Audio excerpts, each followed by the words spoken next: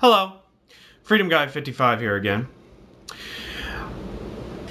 I wanted to also talk about, this is going to be interesting, the three trinity apologetics that has been given to Way of the Master, at least the famous trinity apologetics. I'm going to talk about each one of them. I'm believing it's going to be like one video for each one, just so that I can be sure that I can have enough time to talk about all three. But I guess I'll talk about them when each of them came out, one after the other. Or at least from when I learned about them. The first one happens to be the are you a liar, are you a thief, are you an adulterer apologetics that they wind up using. This seems to be really kind of ridiculous. And I'll give you my points. Okay, one, are you a liar? Well, of course, obviously, all of us are going to say, yeah, we're going to be a liar. But I don't think that that's what you should be concentrating on. What you should be because everybody is a liar. It doesn't really, people are going to lie. What you should be considering in this is which ones lie less or the least. Because we're talking about people who, there are people who lie and then try to lie to cover up that lie and then lie to cover up that lie and then lie to cover up that lie. And they lie more often than most. And then you have individuals who try to restrain themselves not to lie over time and to try to be as honest to themselves as possible.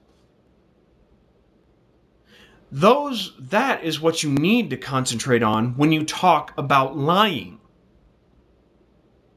Period. The second point that they make, or the comment that they make, is, are you a thief? And people say, no, I'm not. Even if you stole a little thing? Oh, now this is total crap here. Just a little thing. That's what you say.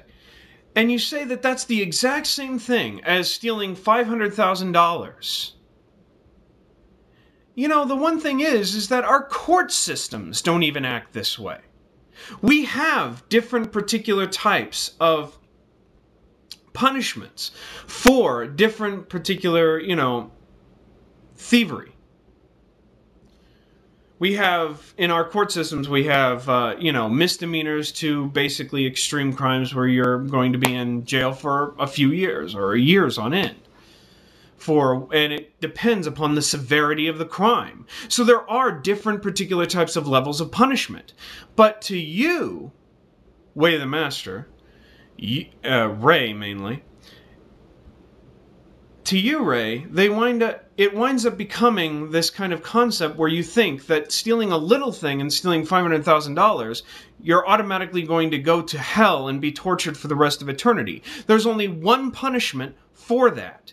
Yet our court systems don't even act this way within that one punishment because there isn't one punishment. There is many punishments depending upon the severity of the crime. So your concept of that lying, of that thievery, has virtually nothing to do with the way that we operate in our own form of court systems. So, I'm sorry, it doesn't work.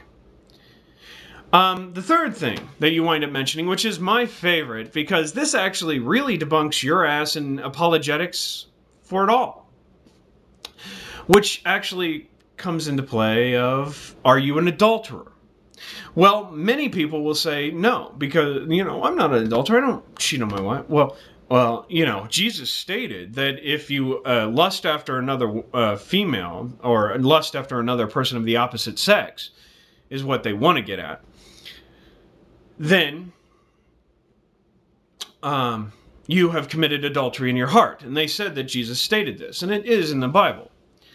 But the interesting thing is, Jesus also stated that he's for the Old Testament, and he's for the laws of the Old Testament. And if you look at the Old Testament, there's also a segment in there that says that you should kill adulterers and stone them to death. So seriously, Ray, are you actually stating that people who lust after the opposite sex should be stoned to death? That means that you should be killing children before childbearing age who enter puberty. Think about that.